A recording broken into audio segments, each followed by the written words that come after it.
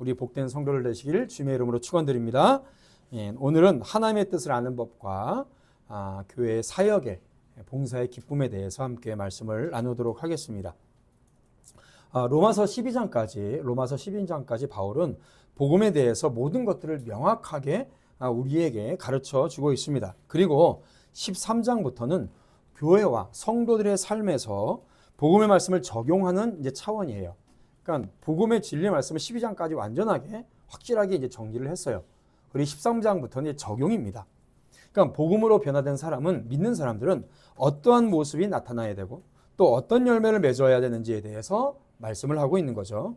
그래서 맨 먼저 우리가 국가, 정부에 대한 성경적 가치관은 뭔지, 또 가정에 대한 성경적 가치관은 뭔지, 가정에서 어떤 믿음의 열매를 맺어야 되는지, 또 교회 안에서 성도들끼리 언제든지 분란이 있을 수 있어요. 그런 분쟁은 어떻게 해결해야 되는 것이 정말로 믿음의 사람으로서 바른 모습인지, 이런 것들을 이제 말씀해 주셨습니다. 그리고 이제 좀 더 나가서 성도들의 개개인의 삶과 특별히 오늘은 두 가지 큰 주제에 대해서 말씀을 하고 있어요. 하나는 뭐냐면 하나님의 뜻을 아는 방법이 무엇인가. 그러니까 내 인생의 계획을 어떻게 해야 하나님의 뜻에 맞춰 나갈 것인가, 이런 것에 대해서 말씀을 하고 있고요. 또 하나는 교회에서 성도들이 선교 사역을 하고 봉사의 직분을 감당하는 것에 대한 기쁨이 무엇인가, 그러니까 봉사의 직분에 대한 기쁨이 무엇인가, 이 두 가지 주제를 가지고 이 말씀을 하고 있습니다. 이 부분에 대해서 특별히 한국교회 내에서 굉장히 잘못된 가치관이 가득해요. 그 부분을 좀 잘 점검하면서 좀 시간이 될 때까지 말씀을 좀 전하도록 하겠습니다. 이런 거죠. 내 인생에 있어서 하나님의 뜻을 어떻게 알 수 있을까? 또 교회에서 함께 사역하는 것, 또 일꾼이요 직분자로 헌신하는 것, 선교 사역과 물질적으로 돕는 일에 있어서 실질적으로 어떻게 적용해야 되는 것이 맞는 것인지에 대해서 오늘 본문에 대해서 다음 주까지 좀 연결해서 말씀을 전하도록 하겠습니다. 자, 먼저 첫 번째 주제는 뭐냐면 하나님의 뜻을 어떻게 알 수 있을까, 이거예요. 하나님의 뜻을 어떻게 알 수 있을까? 이런 거죠. 내가 어디로 가야 되고, 내 진로는 어떻게 선택해야 되고, 뭐 내가 어디를 갈 때에, 또 무슨 일을 할 때에 정말 하나님의 뜻을 제대로 알고 내가 행할 수 있는 방법이 무엇일까, 이런 거예요. 왜 이 주제를 명확하게 알아야 되냐면, 옛날에 한국교회에 하나님의 뜻 발견하는 법이라고 되게 유행을 했었습니다. 엄청나게 인기가 있었던 때가 있었어요. 우리는 일평생 도대체 하나님의 뜻을 어떻게 알 수 있고 내가 어디로 가야 되는가, 이런 것들 때문에 고민을 많이 했습니다. 근데 오늘 정확하게 여러분들에게 말씀을 잘 드릴 거예요. 여러분 잘 기억하시길 바랍니다. 자, 내가 하나님의 뜻을 어떻게 알고 하나님의 뜻대로 행할 수 있는 방법이 무엇인가? 대부분 뭐라고 얘기하냐면 하나님의 뜻을 알고 좀 움직여야 되지, 기다려야 된다, 이런 얘기를 많이 해요. 그게 아니에요. 자, 첫 번째는 뭐냐면요, 묻지 마세요, 이거예요. 하나님의 뜻이 무엇인지 묻지 마세요. 묻지 말라는 거예요. 내가 어디로 갈지, 또 무엇을 할 것인지 주님께 묻지 말라는 겁니다. 묻지 말고 그냥 여러분들이 계획하고 진행하면 돼요. 목사님, 그래도 하나님의 뜻이 뭔지 알아야 되지 않습니까? 여러분, 기본적인 전제는 우리가 다 깔려 있어요. 성경적인 명확한 가치가 성령이 충만하면, 하나님의 말씀이 충만하면 기본적인 전제는 이미 끝났어요. 여러분, 믿음이 있고 말씀이 충만한 사람이 불신자하고 사귈까요? 결혼할까요? 물어보겠어요? 안 물어본다고요. 그렇죠? 주일날 예배 드리는 데 있어서 방해가 되는 직업을 내가 하고 싶다고 해서 그것을 물어보겠어요? 안 물어본다고요. 그거는 기본적인 전제로 깔려 있고, 그 외에 더 깊은 것들을 좀 이제 쉽게 얘기하면 하루하루 살아가는 데 있어서 하나님의 뜻을 구체적으로 알아야 된다, 뭐 이런 것들을 얘기를 하는 거예요. 근데 자꾸 내가 어디로 갈 것인지 그걸 물어보지 말라는 거예요. 하나님은 그런 거 안 가르쳐 주십니다. 안 가르쳐 주세요. 하나님께 묻지 말고 그냥 하면 돼요. 22절 말씀을 읽어볼게요. 자, 22절 시작. 그러므로 또한 내가 너희에게 가려 하던 것이 여러 번 막혔더니. 아멘. 사도 바울은 로마에 가고 싶었어요. 로마를 거쳐서 서바나까지 가고 싶었어요. 왜냐하면 그때 당시에 그 지역에 있던 사람들은 서바나가 땅끝이었어요. 개념상 땅끝이었습니다. 그러니까 땅끝까지 복음을 전하고 싶은데 서바나까지 가고 싶었던 거죠. 그래서 로마를 경유해서 계속해서 가려고 했던 건데 계속해서 길이 막힌 겁니다, 사도 바울이. 자, 그렇다면 이렇게 우리가 생각할 수가 있어요. 사도 바울은 하나님께 묻지 않았어요. 로마로 거쳐서 서바나, 스페인으로 가려고 했던 거예요. 그런데 가려고 계획을 다 했어요. 누가? 사도 바울이. 하나님, 로마로 가야 될까요? 스페인으로 가야 될까요? 물어보지 않았다고요. 본인이 준비도 다 했어요. 열정적으로 다 했어요. 그런데 그것과 아무 상관없이 바울은, 그런데 하나님이 그것을 허락하지 않으셨어요. 다 막았다고요. 그런데 그것과 아무런 상관없이 바울은 서바나까지 가서 복음을 전하는 것이 본인의 인생의 최고의 목표였습니다. 그래서 계속해서 끊임없이 가려고 했어요. 그것에 대해서 하나님께 묻지 않았다는 겁니다. 그래서 여러분, 내가 어디로 갈 것인지 또는 내가 무엇을 할 것인지, 예를 들어서 이런 학교를 갈까요? 학생들 같은 이런 대학을 갈까요? 이런 거 묻지 말라는 거예요. 오늘 하루 또 한 달의 계획을 하나님 어떻게 해야 될까요? 올 한 해 1년 내가 어떻게 살아야 되는지 하나님께서 좀 말씀해 주세요. 이런 거 제발 기도하지 말라는 거예요. 기도할 게 아니에요, 그거는. 여러분들이 계획해서 하면 됩니다. 그래서 여러분들이 한 해 동안 뭘 할지, 어떤 인생을 살아갈지, 어디로 갈 것인지 묻지 말라는 거예요. 여러분들 그냥 스스로 계획하고 결정하면 돼요. 사도 바울은요, 하나님이 자기를 인도하실 것을 믿었어요. 그 믿음 안에서 계획은 항상 자기 자신이 세웠습니다. 일례로 사도 바울이 선교를 하러 갈 때 어땠어요? 사도 바울은 원래 소아시아 쪽으로 가려고 했어요. 터키를 경유해서 가려고 했는데 하나님이 그것을 막으셨습니다. 어떤 이유에서인지 모르겠지만은 마게도니아로 위쪽으로 경유해서 가게 만드셨어요. 그러면 또 바울은 그 인도하심 따라서 마게도니아로 가서 열심히 전도했습니다. 만약에 바울이 처음부터 하나님에게 내가 어디로 가기를 원하십니까? 제가 선교를 가야 되는데 하나님 어디로 가는 게 옳을까요? 라는 장면이 성경에 나오나요? 안 나오나요? 안 나와요. 그냥 본인이 계획해서 간 거예요. 하나님 소아시아입니까? 마게도니아입니까? 뭐 아프리카입니까? 아시아입니까? 물어보지 않았다고요. 그냥 바울 자신이 소아시아로, 그러니까 터키 쪽으로 가려고 계획하고 결정도 했어요. 준비도 다 했어요. 그런데 마게도니아에서의 부르심을 알고 계획을 틀어서 그냥 간 거예요. 그러니까 바울은 기본적으로 어디를 갈까 말까 물어보지 않았다고요. 자기가 계획하고 결정하고 진행한 겁니다. 그러다가 막혀서 안 되면 그냥 옆으로 틀은 거예요. 옛날에 하나님 음성 듣기 좋아하는 그런 선교단체가 우리나라에서 있었어요. 대학교에서. 그래서 엄청 유행했습니다. 그래서 그 선교단체에서 나온 책을 저도 읽었어요. 하나님의 음성 듣는 법이라는 책이 있어요. 근데 그 글을 읽다가 답답해서 미쳐버릴 것 같았어요. 어떤 내용이 나오냐면 한 목회자가, 그러니까 거기서 사역하는 목회자가 쓴 글이에요. 자기가 어느 세미나에 강사로 초청을 받았어요. 초청을 받았는데 가겠다고 오케이 승낙을 한 겁니다. 그렇게 승낙을 하고 나서 집에 와서 생각해 보니까 내가 하나님께 물어보지도 않고 자기가 그냥 예스라고 했다는 거예요. 승낙을 한 거죠. 하나님은 그 세미나에 가라고 허락도 안 했어요. 근데 내 마음에 그 세미나에서 강의를 하고 싶어서 하나님께 묻지도 않고 그냥 오케이 한 겁니다. 그러니까 집에 와서 가만히 생각해 보니까 그게 죄책감이 느껴지는 거예요. 그래서 내가 하나님보다 앞섰구나. 그런 얘기 있죠. 하나님보다 앞서지 말라는 말 여러분 많이 들었죠? 여러분 택도 없는 소리예요. 그런 거 신경 쓰지 마세요. 제발 신경 쓰지 마세요. 내가 하나님보다 앞서서는 안 되는데 하나님보다 앞섰다는 거죠. 그래서 죄책감 때문에 계속해서 물어봤다는 거예요. 기도했다는 거예요.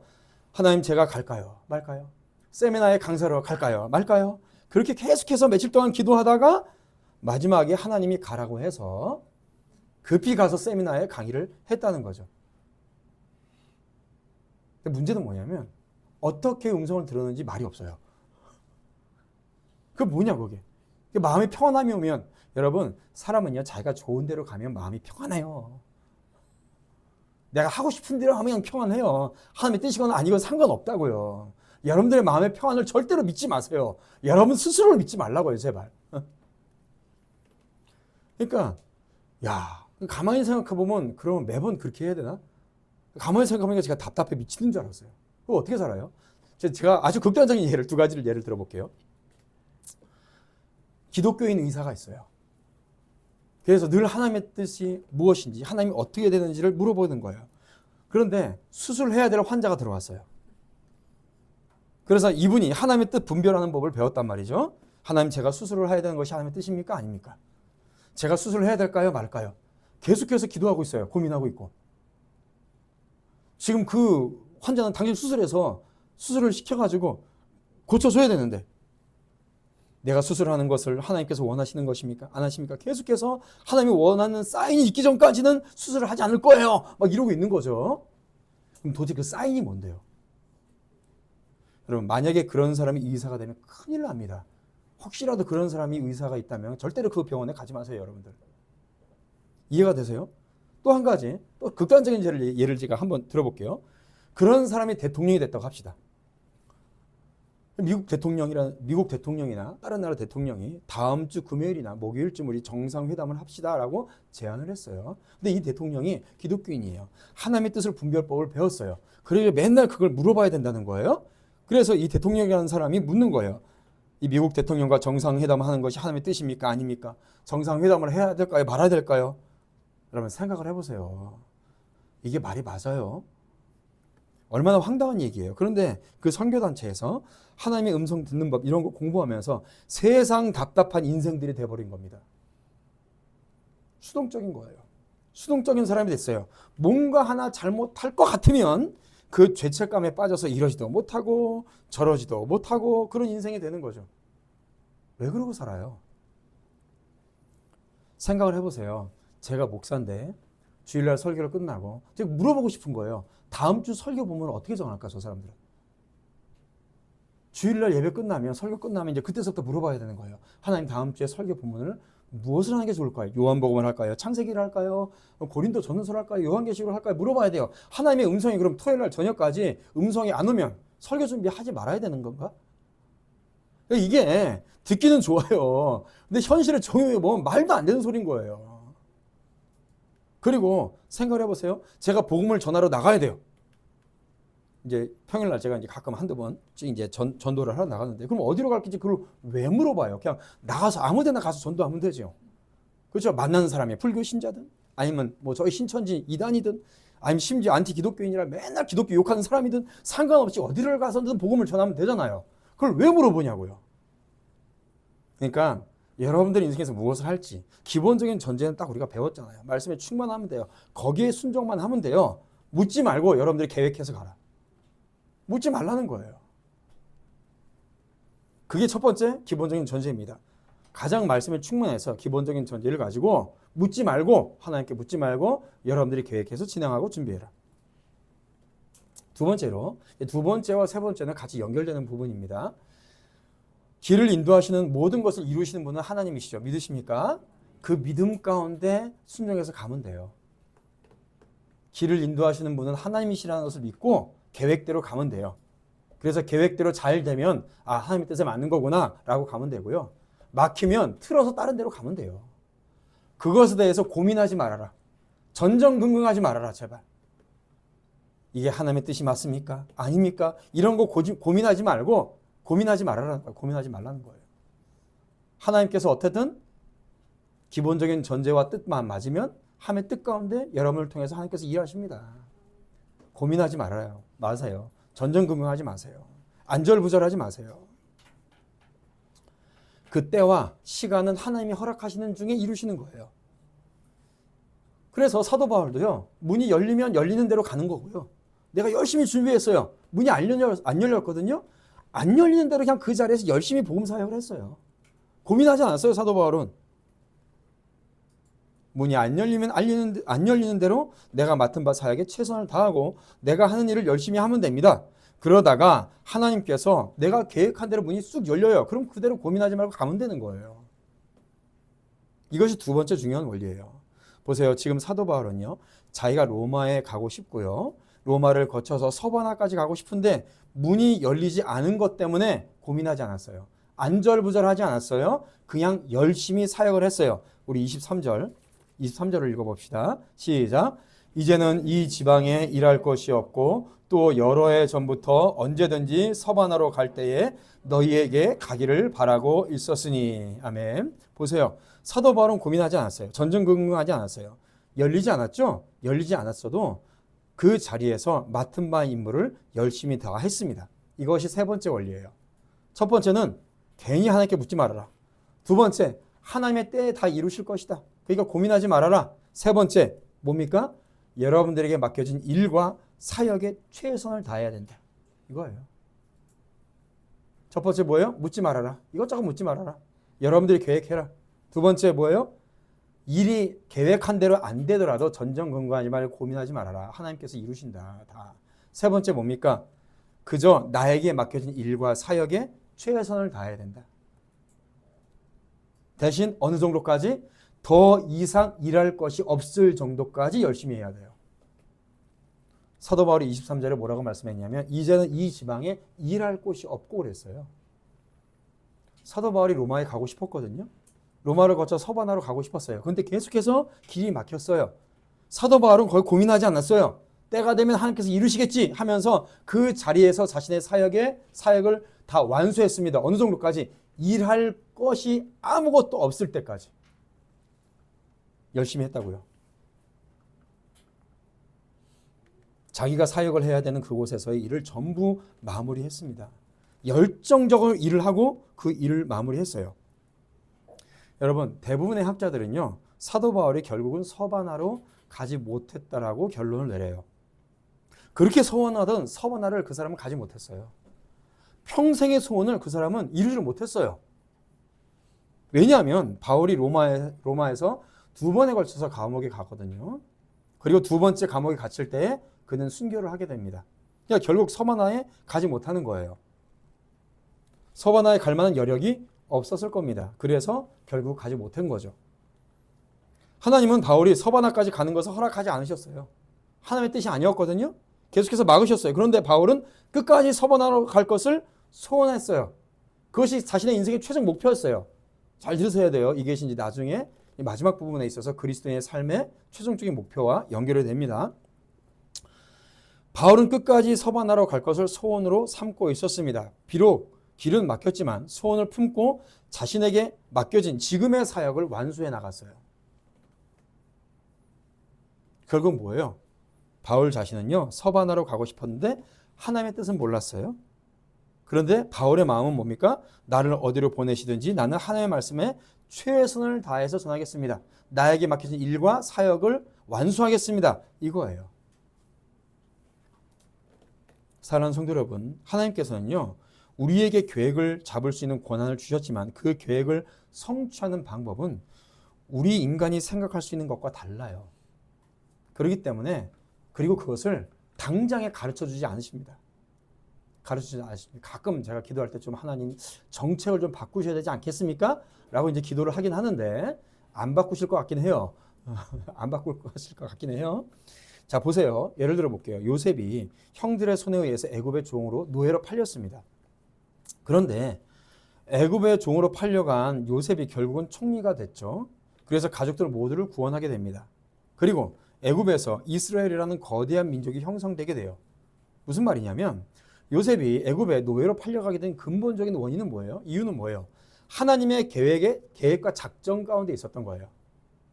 야곱과 그의 형제들을 전부 다 애굽으로 들여보내고 애굽 안에서 이스라엘이라는 엄청난 백성들을 만들기 위해서 요셉을 먼저 뭡니까? 파송을 한 거예요. 애굽으로.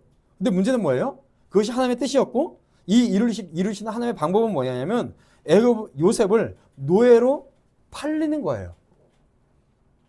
하나님 굳이 그럴 필요가 있지 않습니까? 이건 좀 다른 방법으로 하면 좋지 않아요? 라고 우리는 생각할 수 있겠지만 하나님의 방법은 요셉을 노예로 보내는 거였습니다. 그렇죠? 그렇다면 요셉이 처음에 이걸 알았을까요? 몰랐어요. 요셉도 몰랐어요. 그런 방식으로 하나님이 야곱의 백성들을 전부 다 애굽으로 들어와서 거기서 안전하고 거대한 백성으로 만들어버릴 것을 누가 알았겠냐고요. 하나님의 성취의 방법은 인간이 상상할 수가 없어요. 그리고 알려주지도 않아요. 그러니까 굳이 알려고 하지 마시라고요.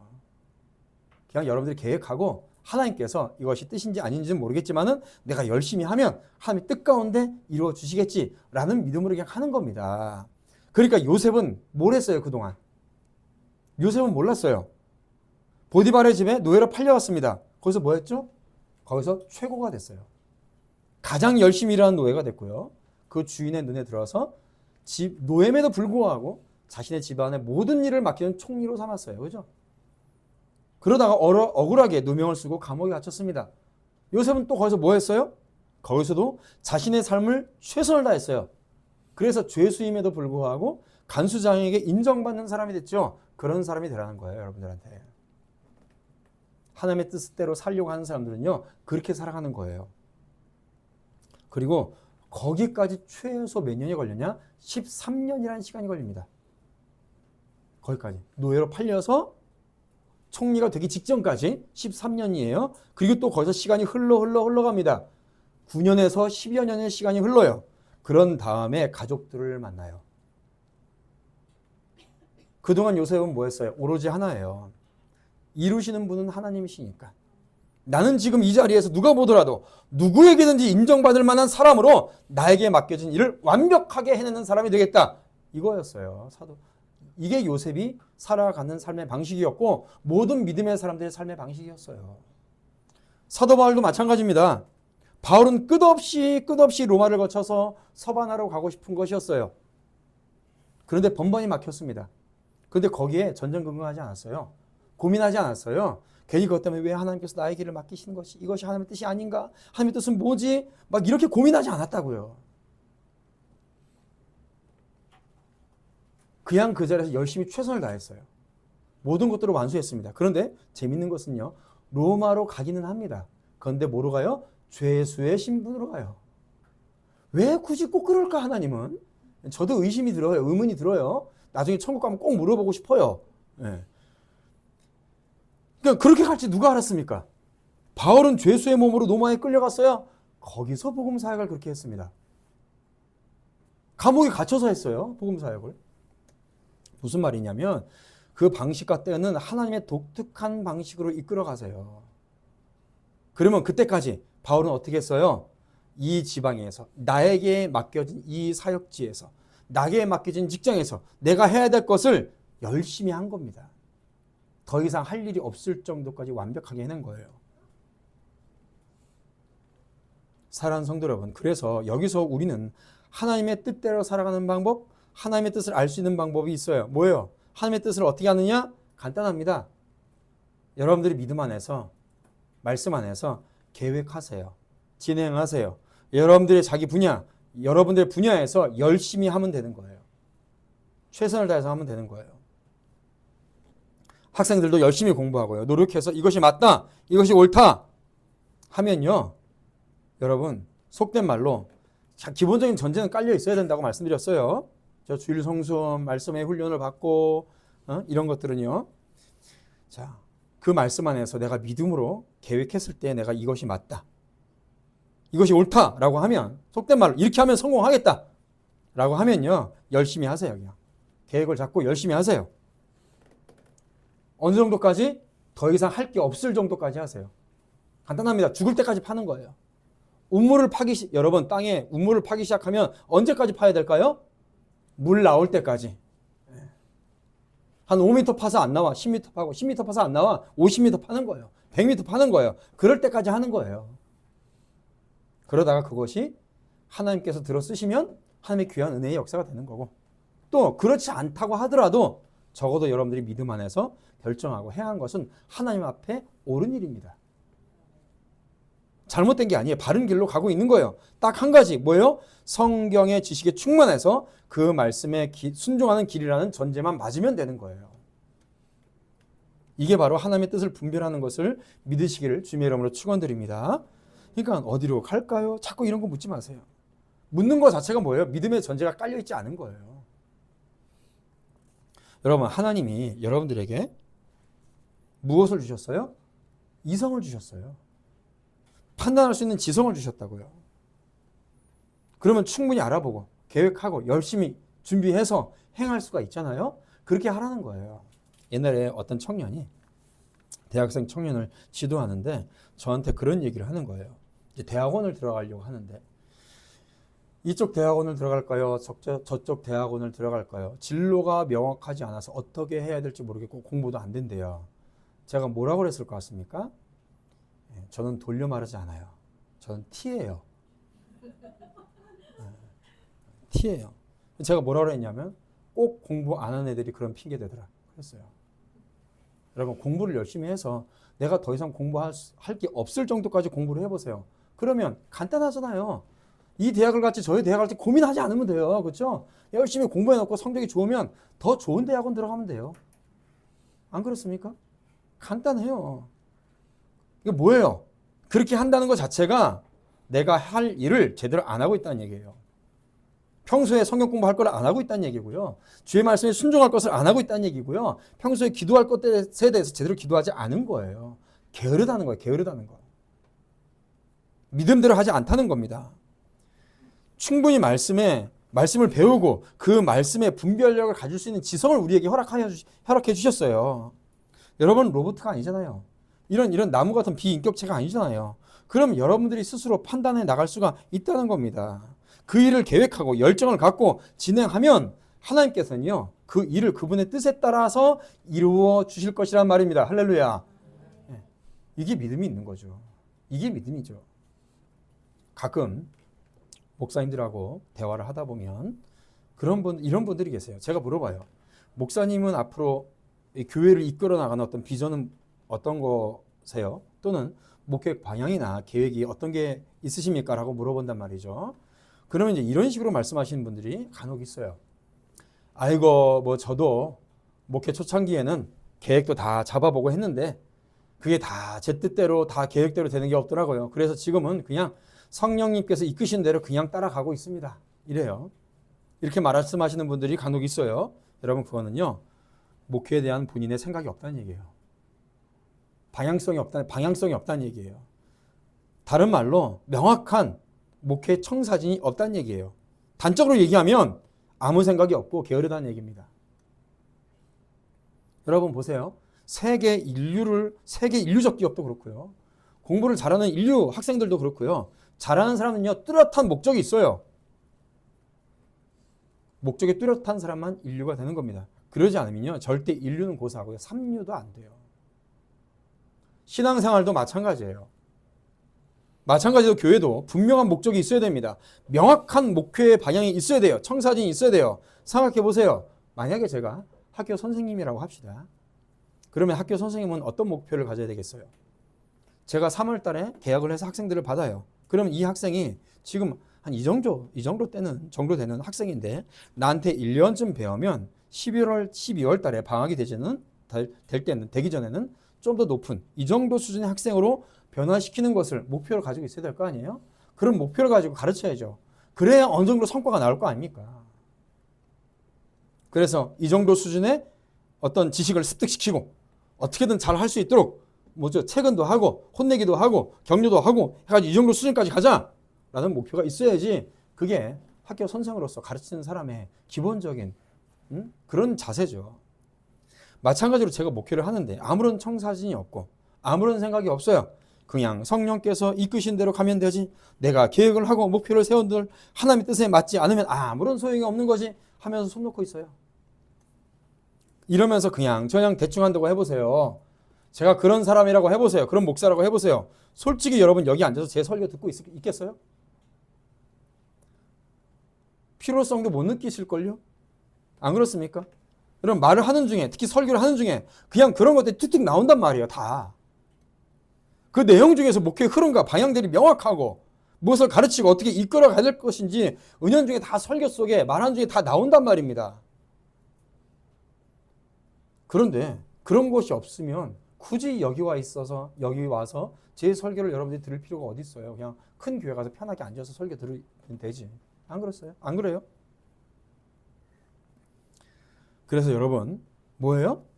기본적인 말씀의 충만함을 갖고 전제를 깔고 그 믿음 안에서 여러분들이 계획하라. 두 번째, 하나님께서 그 뜻 가운데 어떤 방향인지 모르고 어떤 방법인지 모르지만은 열심히만 하면 하나님의 뜻 가운데 이루어주신다. 이 믿음 가운데 여러분 살아가시기를 주님의 이름으로 축원드립니다. 자, 두 번째로 그렇다면 이제 교회 봉사의 직분을 감당하는 이제 기쁨이에요. 한국 교회 내에 이제 굉장히 잘못된 가치관을 자리 잡고 있는데 첫 번째도 마찬가지죠. 아까 전에 기본적으로 하나님의 뜻을 아는 법을 여러분들이 품고 있어야 돼요. 기본적인 삶의 전제를. 여러분 또 하나 중요한 것이 뭐냐면 그리스도인의 삶의 목표의 전제가 뭐냐면 복음 전파입니다. 복음 전파예요. 불신자를 전도해서 믿게 하는 거예요. 믿으십니까? 자, 제가 우리 교회 성도들한테 계속적으로 강조하고 설교하는 것, 또 우리가 계속해서 기도하잖아요. 기본적으로 전도에 대해서 많이 기도를 하고 계속해서 강조를 합니다. 또 그리스도인으로서의 삶의 목표가 뭐냐라고 얘기하면 이 땅을 살아갈 때 우리의 목표는 복음 전파라는 거예요. 우리가 그것을 계속해서 인식을 해야 합니다. 이 땅을 살아갈 때 제일 중요한 것은 뭐냐면 어떻게 하면 복음 전파를 위해서 내가 살아갈 것인가. 자, 안 믿는 내 가족들, 안 믿는 친구들, 안 믿는 사람들을 어떻게 내가 교회로 와서 믿게 할 것인가 이거예요. 그것이 정말로 여러분들이 행복한 삶의 방식입니다. 왜냐하면 하나님은요, 우리를 만드실 때에 우리가 주님의 은혜를 반사하는 반사경, 거울이 될 때에 우리가 가장 행복하도록 우리를 만드셨어요. 그렇기 때문에 그렇습니다. 세상 사람들은 어떻게 얘기해요? 보통 내 자아를 실현하고, 그렇죠?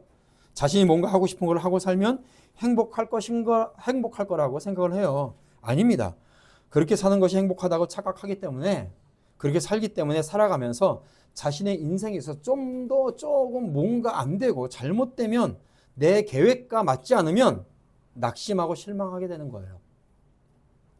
그리스도인은 그것과 상관없어요. 그냥 열심히 하면 돼요. 자기 중심적, 자기 본위적 삶은요, 반드시 비극을 초래하게 되어 있습니다. 그래서 저는 목사로서 여기 있는 성도들에게 세상 사람들이 말하는 것처럼 사는 것이 행복한 것이 아니라, 가장 행복하고 보람된 것은 주의 복음의 사역을 위해서 함께 동참하며 살아가는 것이 성도든지 목회자든지 그게 가장 중요하고 행복하다라고 저는 말씀드리는 거예요. 만일 지금 이 말에 대해서 여러분들의 동의가 된다면 그 길로 가는 사람들은 주의 길로 가는 것입니다. 말씀 가운데 주의 뜻 가운데로 가는 거예요. 근데 그렇지 않고 계속해서 내가 하고 싶은 대로 살아가는 것이 행복이라 이렇게 생각한다면 그것은 끝내 주의 길을 가고 있지 않는 것이고요. 믿음의 길을 걸어가고 있는 것이 아닙니다. 그러면 여러분들의 임무는 중단 없이 복음 전파예요. 중단 없이 복음을 전하는 것입니다. 여러분, 이 세상의 사람들은 어떻게 살아가는 것인지 아세요? 이 세상 사람들의 삶의 모습은 어떤 것이냐면 투명 유리컵 속의 개구리와 같아요. 투명 유리컵 속의 개구리와 같아요. 그래서 유리컵 속의 물의 온도를 느끼지 못할 정도로 조금씩 온도를 올립니다. 그럼 결국 어떻게 될까요? 노곤하고 평안하게 있는데 결국은 몸이 익어서 언제 죽는지도 모르게 죽어요. 그게 이 세상 사람들의 삶의 모습이에요. 투명 유리컵 속의 개구리예요. 그런데 그곳에 있으면 죽게 된다. 빨리 튀어나와라. 그곳은 너희들이 있을 곳이 아니야. 그 평안한 그 자리에서 튀어나와라. 라고 나팔을 불어주고 소리를 치우고 깨우는 곳은 교회 말고 어디 있습니까? 없어요. 지금 당신들이 있는 곳은 다 죽는 곳이야. 그것은 사망의 음침한 골짜기고, 당신들이 보기에 지금 따뜻하고 평안한 것 같아도 당신들 스스로 깨닫기 전에 익어서 반드시 죽게 될 것이다 라고 소리치고 나팔을 불고 깨우고 그 컵을 흔들고 두들기고 하는 것은 교회밖에 없습니다. 바로 이게 복음 전파예요. 이게 사람을 살리는 길이에요. 여러분 생각을 해보세요. 물에 빠져 죽어가는 사람을 어떻게 살려야 될까요? 어떻게 됩니까? 인격적으로 말을 해주면 됩니까? 이거 조심 좀 하시지. 또는 방법을 가르쳐주면 할까요? 물 먹어서 허적허적거리는 사람한테 팔다리 좀 움직여보세요 하면 그 정신없는 사람들이 움직여요? 안 움직인다고요. 비인격적이라도 머리끄댕이를 자꾸 끌어내야 그 사람이 살죠. 그렇죠? 그런데 왜 이렇게 인격적으로 교회에 와서 인격적이고 부드럽고 사랑스러운 말을 들으려고 할까요? 그래서 우리는 이런 것들에 대한 분명한 인식을 가져야 됩니다. 제가 이런 말씀을 좀 드려볼게요. 이런 얘기를 제가 간혹 해요. 설교를 할 때. 제가 다른 교회를 다니더라도 거기서 명확한 복음의 말씀을 듣지 못하면 여러분 교회를 다니더라도 구원을 못 받아요. 구원 못 받아요. 교회를 다니더라도. 그러면 그 교회에서 데리고 나와서라도 여기에 앉혀서 말씀을 듣게 해야 된다고 얘기를 했습니다. 그러면 어떻게 대부분 다른 교회 사역자들이나 성도들은 뭐라고 생각하냐면 목회자가 돼서 왜 다른 교회 성도들을 빼오냐. 목회적 윤리가 있지. 왜 그런 소리를 하냐. 이런 얘기합니다. 그러면서 야 니네 교회 커지고 대형 교회 되고 싶어서 안달이 났구나. 이런 말을 합니다. 그런 말을 해요. 그러면서 무슨 얘기를 하냐면 그런 사람들은 듣기 좋은 얘기를 합니다. 여러분, 우리 교회는 작아도 돼요. 굳이 커지지도 않아요. 않아도 됩니다. 건강하기만 하면 됩니다. 이렇게 좋은 말만 하죠. 여러분, 제가 그런 말을 하는 목사가 위선자라고 했습니다. 물에 빠져 죽어 있어요. 몸이 불에 붙어서 타 죽고 있어요. 거기에 윤리 따질 거예요? 거기서 인격 따질 거예요? 그렇게 말하는 게 한심한 노릇이야. 당장 끌어내야죠. 그래서 저는 오히려 당당하게 더 얘기합니다. 우리 교회 대형 교회 돼야 된다고. 커져야 된다고 얘기를 해요. 그래야 좀 더 많은 영향을 갖고 복음을 더 많은 곳에 흘려보낼 거 아닙니까? 여러분, 사도 바울 어디 가서 전도했죠? 사도 바울 유대인 회당 가서 전도했어요. 유대인 회당 가서요. 본인들이 하나님을 믿고 있다고 하는 사람들한테 가서 복음을 전하고 전도해서 끌어냈어요. 그래서 그 옆에 가서 교회를 개척했다고. 종교개혁자들은 누굴 전도했습니까? 로마 카톨릭 교회 안에 있는 사람들을 끌고 내려와서 복음을 전했어요. 왜요? 잘못된 복음을 듣고 있으면, 말씀을 듣고 있으면 구원받지 못하니까요. 그냥 끌고 나왔다고요, 거기서. 우리는요, 복음이 전국 방방곡곡까지 선명하게 들어가기를 원해야 되고요. 그 일을 위해서 사도 바울처럼 불철주야 뛰고 또 뛰는 것이지, 그걸 보고 대형 교회가 되고 싶어서 교회가 뭐 기업체니 어쩌고 저쩌고. 여러분, 이렇게 판단해버리면 주의 사역 어떻게 합니까? 그런 세상적인 가치관에 뒤섞여 있는 말은요, 귓등으로 듣지 마세요. 우리는 늘 복음 전파에 앞장서야 됩니다. 그 사람이 정말로 복음을 듣고 이 사람이 구원받은 사람인지 항상 봐야 돼요. 그게 바울의 핵심이었어요. 바울의 핵심은 뭐냐면 내가 은퇴를 하든지 안 하든지 상관없습니다. 내가 계획대로 서바나 가서 복음을 끝까지 전하든지 안 전하든지 상관이 없었어요.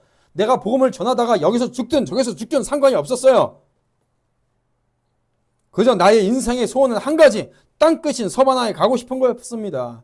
그렇게 인생의 소망을 따라서 열심히 하다가 못 가더라도 그 지역에서 복음을 전파하다가 로마까지 죄수의 신분으로 가서 순교가 끝이에요. 동일합니다. 우리 교회에 와서 많은 성도들이, 많은 사람들이, 복음을 알지 못하는 많은 사람들이 우리 교회에 와서 복음을 듣고 구원받아야 되죠. 당연한 거 아닙니까? 당연히 교회가 성장하는 것이 당연한 거죠. 왜 작은 교회로 가만히 있으려고 그래요? 그거부터가 게으른 거예요.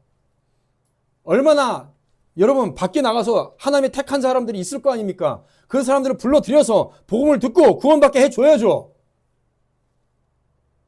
근데 왜 가만히 있어요? 그렇죠? 너 그 교회 다녀서도 소용없어. 그 교회 다녀가지고 뭐 말씀을 들은 거 있냐? 우리 교회 와서 말씀 듣고 구원받고 구원의 길이 제대로 무엇인지를 알고 구원받는 길을 기쁨으로 함께 가고 함께 봉사하고 일하다가 천국 가야 될 거 아니야? 라고 하면서 끌고 들어와야죠. 그거 당연한 거예요. 이게 뭐예요? 그리스도인의 교회 봉사에 있어서 교회를 이루어가는 기본적인 가치관이에요. 그래야 두 번째로 기쁨이 있습니다. 그래야 정말로 기쁨이 있어요. 바울은요, 일평생 동안 선교에 매진했고요. 사역에 대한 열정이 늘 충만했어요. 그에게는 멈추다가 쉰다는 생각이 없었습니다. 그래서 3차 선교 여행이 끝마치고 곧바로 4차 여행을 계획했어요. 로마로 가고자 하는 계획을 했어요. 로마 교회와 그래서 성도들에게 이 로마서를 쓴 겁니다. 로마 교회와 성도들에게 정확한 복음을 전할 뿐만 아니라 서바나까지 가는 선교의 예정 속에서 로마 교회와 성도들이 중간 역할도 하고 또 물질로 후원을 해달라라는 의미로 로마서를 쓴 거예요. 그래서 한두 가지만 말씀을 드리고 정리를 할게요. 가끔 성도들이 우리나라 교회에 이런 얘기들이 90년대서부터 가득해가지고요. 교회를 엉망진창으로 만들어버렸어요. 뭐냐면 교회가 사역 중심으로만 돌아가고 성도들의 내면은 돌보지 않는다 이런 거죠. 그래서 맨날 교회 와서 하루 종일 봉사만 하다가 가서 성도들이 지친다. 월화수목금토 열심히 일을 하는데 주일날도 아침부터 저녁까지 교회에서 일하다가 힘들어서 주일날이 가장 힘들다. 이런 얘기를 90년대에 한국교회를 지배하게 된 겁니다. 그래서 가끔 성도들이 이럴 때가 있어요. 뭔가 열심히 한 2, 3년 하다가 교회에서 여러 가지 봉사하다가 좀 지치면 목사님 이번에는 봉사를 좀 쉬겠습니다 해요. 근데 쉬는 게 아니라 아예 떠나버려요. 가버려요. 사도 바울한테는 그런 게 없었어요. 사도 바울은 신앙과 사역의 열정이 끊임없이 있었습니다. 마치 물속에서 계속해서 물이 샘솟는 것처럼 무슨 자동적으로 움직이는 모터가 있는 것처럼 계속해서 열정이 끊임없이 일어났다고요. 끝이 없었어요. 쉬는 게 없었어요. 그 사람 그냥 죽어서 쉬면 되지 라고 했어요. 근데 90년대에 그런 일들이 일어난 겁니다. 사실상 이 근본적인 이유는 뭐냐면 복음에 대한 말씀의 가치를 명확하게 가르치지 못하는 영적인 이유 때문도 있어요. 그러면서 함께 어떤 얘기도 나오냐면 이게 두 가지가 연결돼서 짬뽕돼서 나오는 얘기예요. 무슨 얘기가 또 얘기했냐면 그렇게 주일날 열심히 봉사하는데 주일날만 하나님의 날이냐.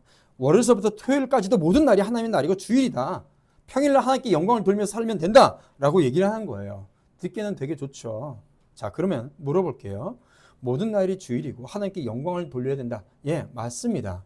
그러면 어떻게 해야 모든 날이 하나님께 영광을 돌리는 날이 될까요? 그러면 대반 뭐라고 얘기하냐면 그리스도인들이 자신의 삶에서 정직하게 행하고 열심히 행하고 선한 일을 하게 되면 하나님께 영광이 된다라고 말을 합니다. 정말로 그럴까요? 너무 단편적이지 않아요? 여러분 거짓말입니다. 불신자도요. 예수 믿지 않은 사람들도요. 자신의 삶의 영역에서 다 열심히 일을 해요. 정직하게 행해요. 선하게 사는 사람들 많아요. 인간적으로 볼 때는. 여러분들도 예수 믿기 전에 그렇게 살았잖아요. 그렇죠? 아니에요? 그러면 그 사람들도 그 불신자들도 그럼 그렇게 살았으면 하나님께 영광을 돌리는 겁니까? 아니란 말이에요.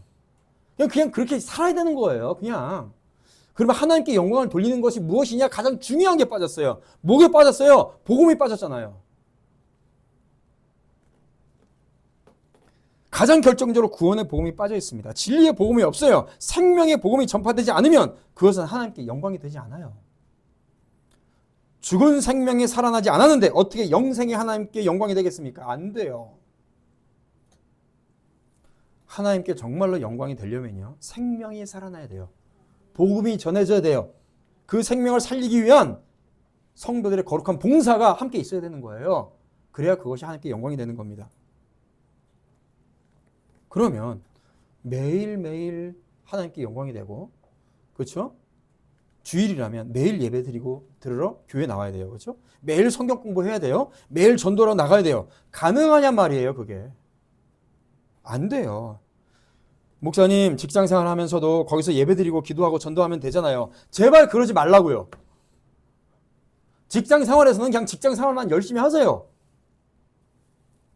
직장에서 다른 사람들 다 일하는데 성경 읽는다고 성경책 펴놓고 있지 말란 말이에요. 가장 답답한 부류들이에요. 그러면서 직장에서 하나님이 어쩌고 저쩌고 하지 말란 말입니다.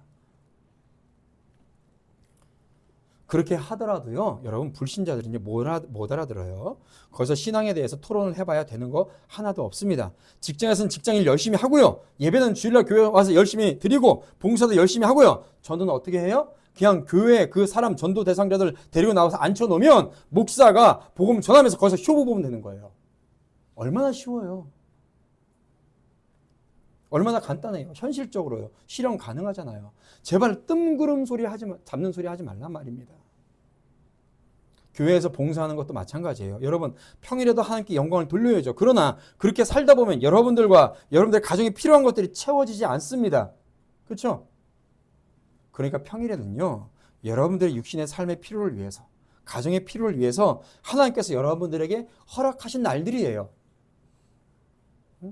평일에 여러분들의 필요를 위해서 살아가면서 솔직히 하나님에 대해서 얼마나 생각하십니까? 말씀을 얼마나 묵상하겠어요. 물론 최대한 시간을 좀 내서 개인적으로 성경도 읽으시고요. 책도 읽어야 됩니다. 개인의 영성의 생활을 위해서 해야 돼요. 그러나 그것을 하루 종일 할 수가 없잖아요. 중심적으로 막 몇 시간씩, 3-4시간씩 들여서 할 수가 없잖아요. 직장 생활 하면서. 그리고 여러분 혼자 성경 읽고 묵상하고 연구하고 깊이 기도하다가 너무 쉽게 제대로 된 바른 신학적 방향을 밀어버리기가 쉬워요. 열심히 기도하다가 성경 읽다가 하나님께서 나에게 이 말씀을 통해서 새롭게 깨닫게 하셨어. 이게 그렇게 되면 잘못되는 거예요. 그렇기 때문에 어떻게 해야 돼요? 주일에는요. 온전히 하나님께만 예배드리고 말씀 공부하고 성도들을 섬기는 것에만 집중해야 됩니다. 그래야 평일날 개인 혼자서 성경 읽고 묵상하고 신앙생활 할 때에 개인 영성을 생활을 할 때에 바른 신학적 방향을 놓치지 않아요. 거기서 좀 더 이제 직분자로서 중직자로서 새로 오는 성도들을 돕고 또 교회의 일을 목회를 함께 하는 데 있어서 좀 더 헌신하기 위해서 분이엘 대학도 만들고 바른 신학적 가치관을 위해서 더욱더 양육하고 훈련을 시키는 거예요. 토요일 날 시간 되시는 분들이 분이엘 대학이 어느 정도 정착되면 직장 생활 하시는 분들을 위해서 저녁에 분이엘 대학도 만들 거예요. 그래서 여러분 성도들의 삶은요. 주일이 중심이에요. 믿으시길 축복합니다. 주일이 중심이에요. 평일에 여러분들의 필요를 채우는 것을 집중해서 다 일을 해야 하세요. 그렇게 일을 하는 목적이 뭐예요? 평일날 다 그 일을 해놔야 주일날 편하게 와서 예배도 드리고 말씀에 집중하고 그렇죠? 성도들 함께 도와서 봉사도 열심히 할 거 아니에요. 이것만 말씀드리고 마무리할게요. 평일날 여러분 자기에게 맡겨진 세상의 일들을 제대로 하지 않으면서 주일날 나와서 뭐 한다? 학생들 공부 제대로 하지 않고 직장인들이 직장에서 제대로 일하지 않으면서 믿는 사람이라고 해서 뭐 어쩌고저쩌고 평일날 무슨 맨날 하나님 얘기하고 주일날 나와서 앉아 있는다면요. 오히려 그것이 하나님께 영광이 안 돼요. 주일에 오직 하나님만을 생각하고 주의 말씀을 공부하는 데만 집중하고 함께 있는 교회 공동체를 섬기는 데만 집중하기 위해서 평일날 열심히 여러분들에게 맡겨진 일들을 하는 겁니다. 여러분들이 그때 필요를 다 채워 놓으시라는 거예요. 이해되십니까? 그래서 그리스도인은 주일이 삶의 중심이 되는 거예요. 그래서 결국. 그래서 평일의 모든 삶은 주일을 위한 시간들이 되어야 됩니다. 그렇게 하기 위해서 평일에는 여러분과 가정의 필요를 위해서 열심히 일을 해야 되는 것이고 그리고 그 중에서 30분이나 1시간 정도 시간을 떼서 직장생활을 하더라도 성경도 읽고 좀 기도도 하고 하는 거예요. 주일에는 교회 와서 함께 열심히 섬기며 열심히 또 봉사하는 겁니다. 그리고 목회자는 그러한 열심히 있는 성도들의 삶이 되기 위해서 바른 복음을 한 주간 동안 열심히 연구하고 전해줘야 되는 거예요. 그 기본적인 전제와 은혜를 깔아줘야 되는 거예요. 목회자들은. 자, 사랑하는 성도 여러분, 오늘 하나님의 뜻을 아는 방법에 대해서 그리고 교회 봉사에 대해서 짧게 말씀을 드렸습니다. 다음 주에 좀 여기에 더 연결해서 선교 사역과 또 교회 봉사와 물질적인 섬김에 대해서도 좀 말씀을 드리도록 하겠습니다. 세상에 떠도는 이상한 말들에 대해서 여러분들의 마음을 뺏기지 마세요. 그것을 듣지 마세요. 귀에 듣기 좋은 말들은요, 헛된 신화와 같고요, 바리새인들의 위선적인 소리와 똑같은 겁니다. 그것은 모두 하나님의 교회를 무너뜨리고 여러분들의 영생의 삶을 살지 못하게 하는 것들입니다. 오직 여러분이 오늘 들은 말씀을 통해서 하나님께서 원하시는 바른 믿음의 삶을 살아가는 우리 성도들 되시기를 주님의 이름으로 축원드립니다.